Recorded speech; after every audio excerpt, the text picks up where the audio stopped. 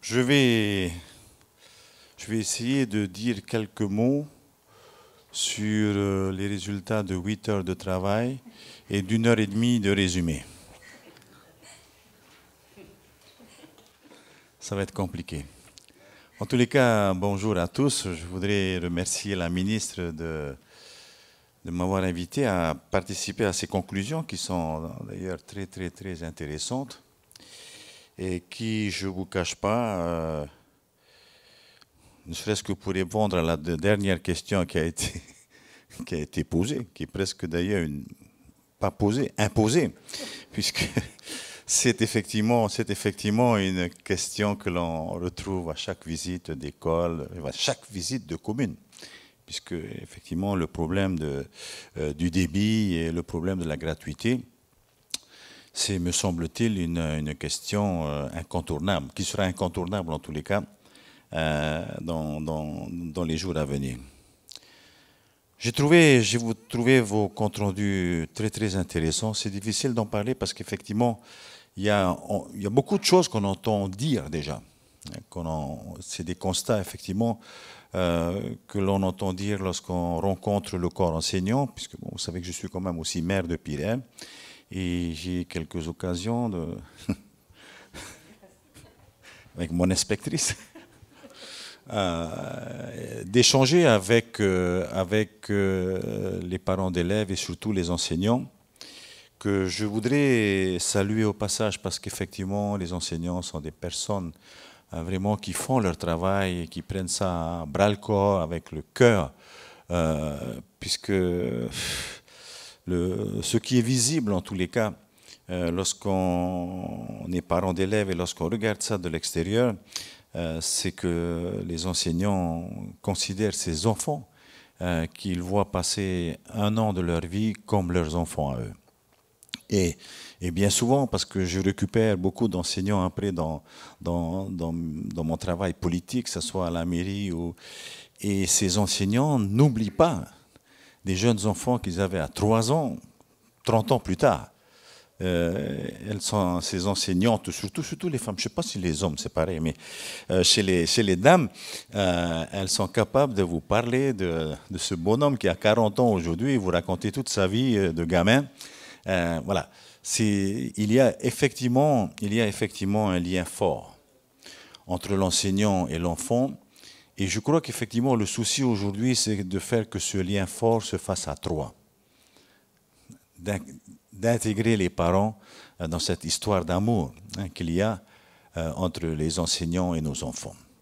Alors, effectivement, c'est un des moyens dont on a beaucoup parlé aujourd'hui, le numérique, l'ENT.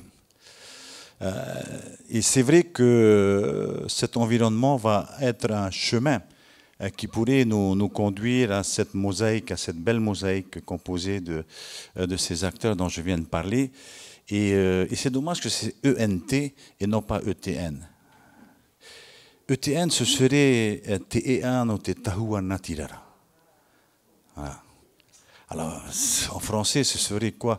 L'environnement de travail avec le numérique, je ne sais pas, mais en tous les cas, c'est effectivement un moyen, c'est un outil qui devrait permettre demain de reconsolider les liens sociaux parce qu'on en a de plus en plus besoin à cause de la rupture. Cette fameuse rupture de communication que vous avez tous constatée entre les parents et leurs enfants, qui pourrait, à mon avis, effectivement être reconstituée avec ce moyen que représente le numérique et surtout avec le soutien de l'éducation. Enfin, voilà. Des choses qui tournent dans la tête. Ce que je peux vous dire dans tous les cas, c'est que le sujet est d'actualité. La crise sanitaire vient de nous sensibiliser encore fortement sur la nécessité aujourd'hui d'utiliser ce moyen technique moderne qu'est le numérique. Et il faut s'investir. Alors, le pays, effectivement, depuis 3-4 ans, c'est une chose... Bon, j'ai une petite sensibilité, bien que je ne suis pas un grand utilisateur de l'Internet, mais Effectivement, lorsque nous sommes arrivés aux affaires du pays, j'ai ressenti tout de suite, parce que, ayant beaucoup fréquenté nos gens des îles, j'ai ressenti toujours au travers du numérique un moyen de rétablir un petit peu l'égalité entre nous.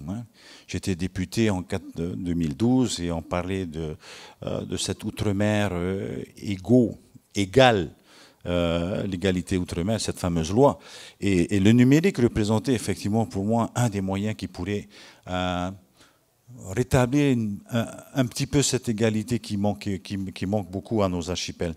Et c'est bien dans ce sens-là que j'ai poussé le gouvernement à beaucoup investir. Nous avons mis pratiquement aujourd'hui 20 milliards pour installer ces réseaux, installer ces câbles. Et aujourd'hui, puisque les Australes, ce sera demain, je pense que d'ici la fin de l'année, ben oui, j'ai entendu que les Australes, ce sera demain. Nous avons pratiquement pris la décision et mis les crédits de côté pour que tout le territoire de la Polynésie soit effectivement numériquement accessible.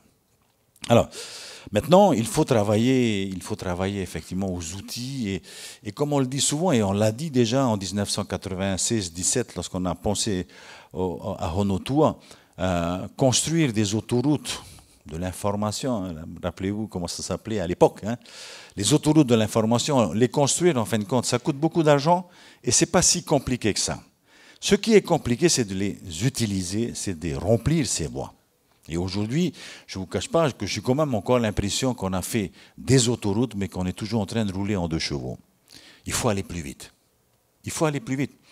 Et ce que nous avons connu aujourd'hui, enfin, il faut donner du contenu, c'est ça le véhicule. Donc, lorsqu'on voit la crise que l'on vient de passer avec la Covid, ça fait 1 an qu'on se bat. Je rappelle souvent, effectivement, à notre ministre de l'Éducation comme au ministre de la Santé que nous n'allons pas assez vite en matière de numérique.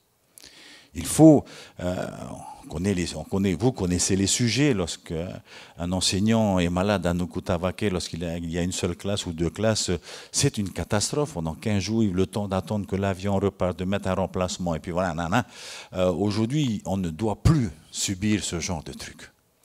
Lorsqu'on sait que pour un bras, quelqu'un qui se casse un bras à Nukutavake, on a une petite infirmerie et l'infirmière panique parce qu'il y a un petit peu de sang, on fait une Evasan, on envoie un avion, enfin, c'est 1,4 milliard par an. Rien que le transport de nos Evasanés. Donc voilà, il y a quelque chose qui ne fonctionne plus, qui ne doit plus fonctionner, en tous les cas, comme il le fait aujourd'hui. Et vous avez raison, je crois, parce qu'effectivement, les résultats, vraiment, j'ai beaucoup apprécié ce que je viens de voir. Effectivement, il faut jeter les bases de la réflexion. Je pense que vous êtes pratiquement prêts aujourd'hui. Et il faut passer à la phase suivante. Et c'est la raison pour laquelle je peux prendre un petit peu le micro pour vous dire « fai tuto ». Fai tuto, parce que c'est ce qu'il y a derrière qui est le plus important et qui va être le plus difficile à faire. Et là, ça nécessitera vraisemblablement un peu plus, beaucoup plus d'énergie. Je vois qu'effectivement, vous pensez qu'il faut des personnes qui soient spécialisées, qui portent ces projets. Je pense effectivement aussi que c'est sûrement cela. Donc, il faut, j'attends des nouvelles de votre ministre. Voilà, ou à moins qu'elle obtienne ça de Paris, parce qu'elle s'entend bien avec M. Blanquer, qu'elle essaie de convaincre le ministre qu'on a besoin de ça aussi en Polynésie. Mais nous avons du retard, nous devons aller vite aujourd'hui, et vraiment, j'apprécie beaucoup, et c'est la raison pour laquelle je me suis consacré à venir ici cet après-midi pour entendre vos conclusions, parce que je sais que c'est aussi l'avenir du pays qui se joue au travers de ce que vous faites aujourd'hui, et j'espère effectivement demain qu'il y ait des assises, c'est ça qui a été annoncé, de la coéducation, parce qu'il faut effectivement que ça va participer à la cohésion de notre société de demain. Le fait que les parents, les enfants, les enseignants travaillent ensemble, et puis je crois qu'il y a, comme je vous parlais de mosaïque tout à l'heure, parce que la mosaïque c'est toujours beau à voir, et je pense que ce sera une facette de la société qui sera appréciée au travers de vous, au travers de ceux qui consacrent leur vie à enseigner à nos enfants. Ce qui est un devoir, le service public, c'est un devoir comme la santé, nous devons effectivement d'aller jusqu'au bout. Voilà, merci beaucoup en tous les cas. Je vais vous laisser et puis vous souhaiter bon travail pour demain. Et puis on verra les conclusions.